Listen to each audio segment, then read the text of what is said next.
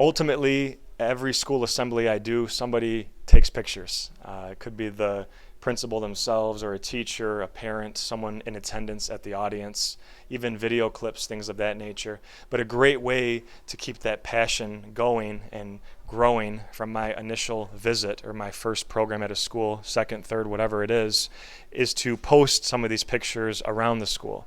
And so what one school did that I recently spoke at, and you'll see coming on the wall here, is they took photos before my program of students. They took photos of me live in action doing my hip hop.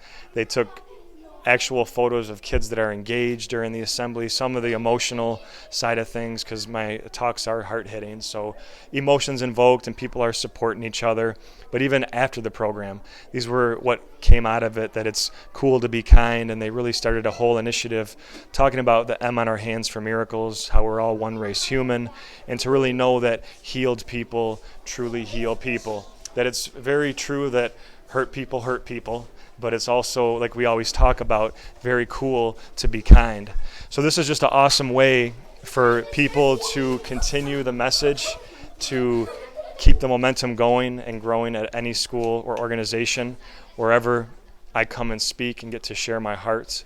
And hopefully it's something you might want to implement after one of my programs. So just as we continue down the hallway too, you'll see me hugging a student there, and coming down to the last couple that are over here are several pictures of students showing off how they are true miracles. Some students coming at me live here too, and just showing that it's all about hearts, and it comes down to ultimately remembering what's in someone's hearts, and having these photos, the visual images, is an awesome way to reinforce what we talked about that day. So thank you for touching my heart.